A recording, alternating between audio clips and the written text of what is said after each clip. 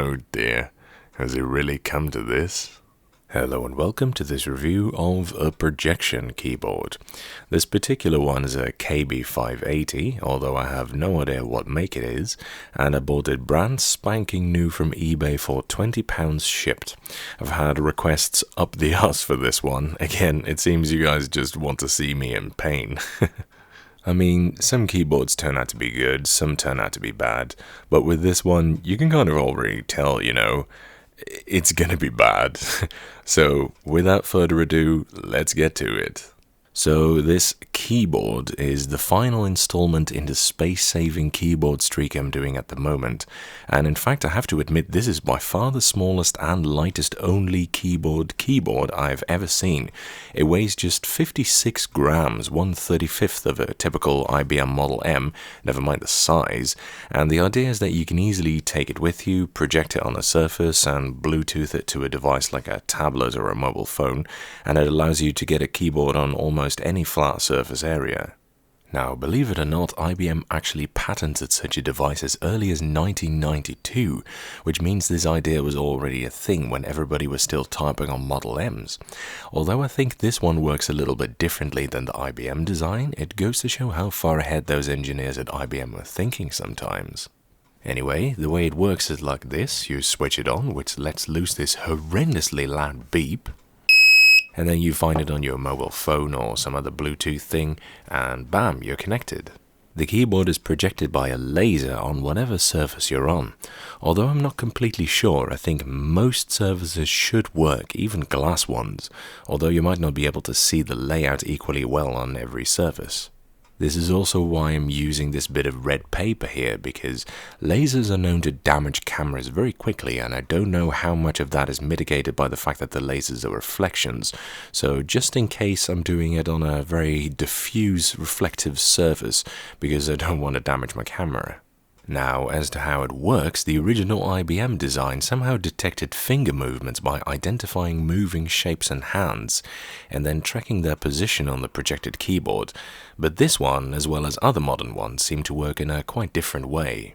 From what I've gathered from the manual, it works using the AFM principle, which is a type of machine that measures surfaces using reflections off of the top of a bending tip.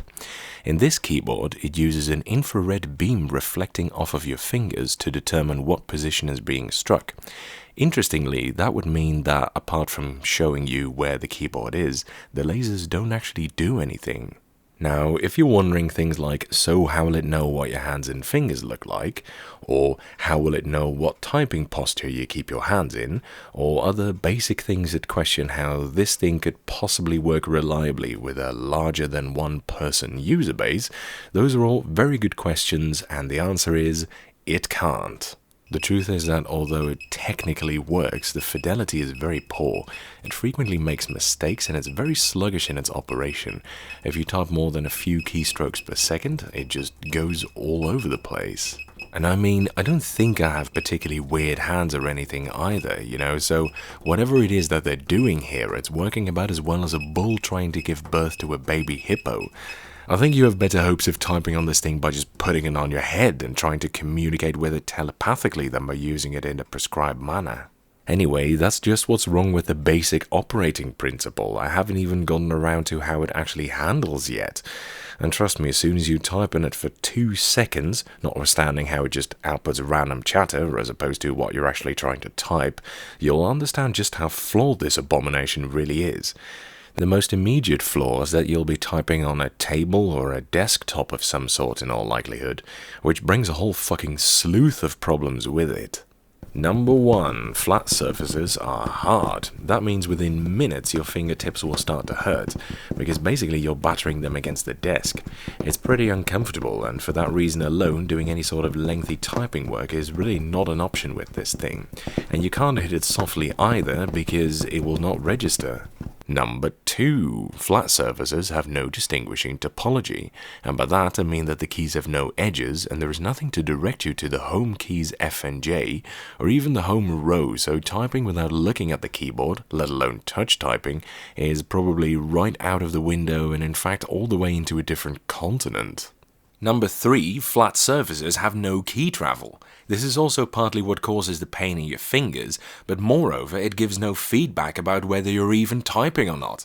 So kiss your tactility spoiled ass goodbye. Even simple bottom-out feedback, which in this case is just hitting the desktop, doesn't count, because it may not have detected it, or it may have detected it before you even touched it, so even that is meaningless. Now, to try and alleviate this lack of feedback, they put in a beeper which makes a sound whenever it registers a key.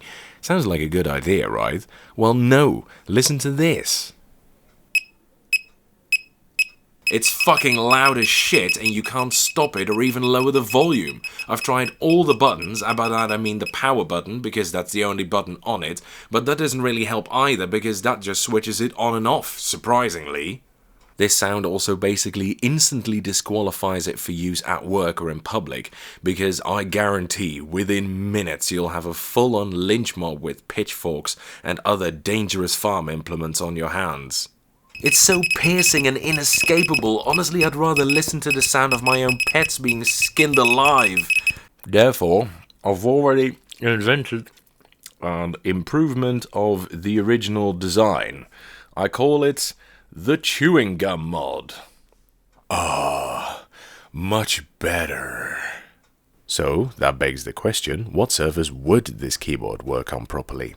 I've come up with a list of surfaces that I think should work perfectly. Let's go test them. Bacon strip, bacon strip, bacon strip, bacon strip. Bloody hell, I feel like Super Meat Boy. Well, they say bacon makes everything better, but not this time. The keyboard registers even when I'm not even touching the keyboard.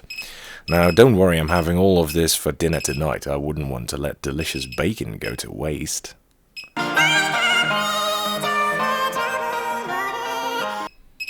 Well, this is unique to say the least. In fact, this is the softest key feel I've ever felt in my life. So moist, so moist. Let us attack! Nah, this doesn't really work either. I can't even see the lasers. I much prefer the bacon, and not just from a typing perspective. Nope, not eating this one.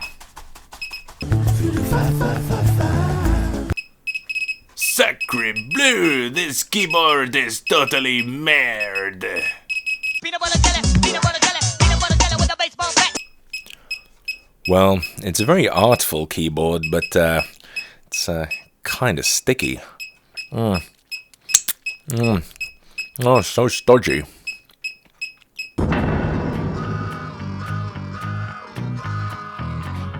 Fucking hell, it's like typing on Cherry MY all over again. This is probably the worst one yet.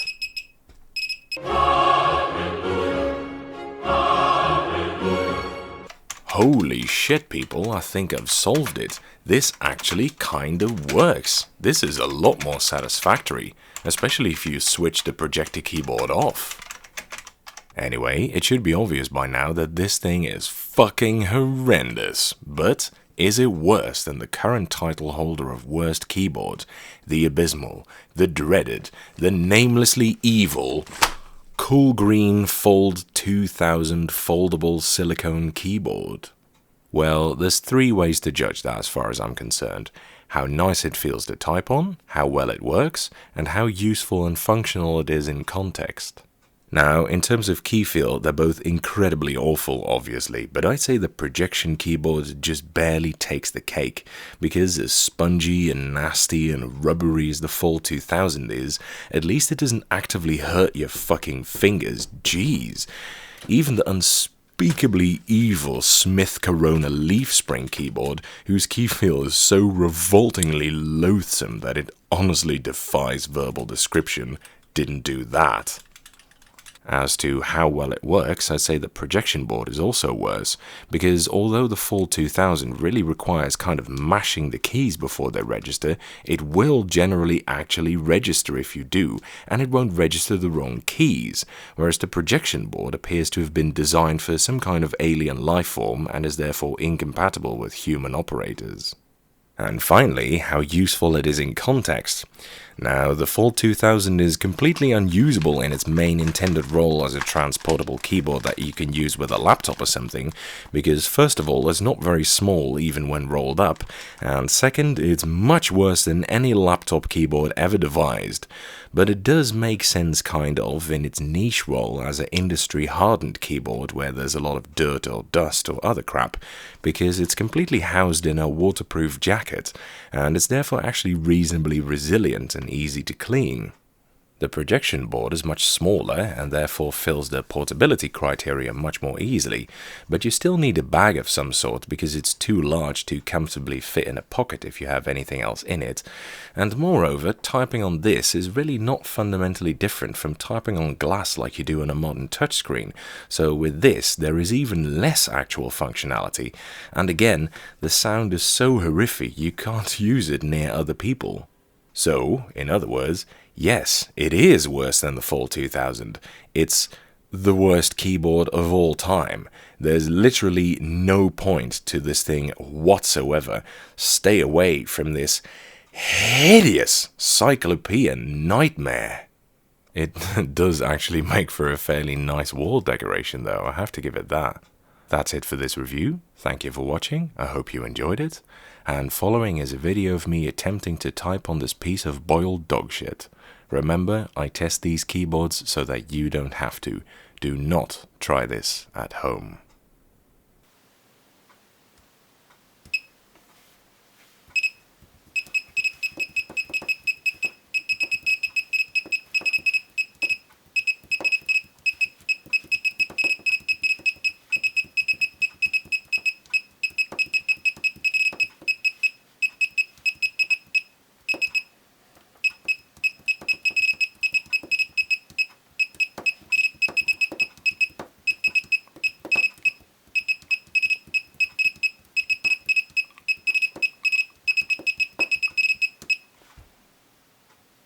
By the way, my room still stinks of peanut butter.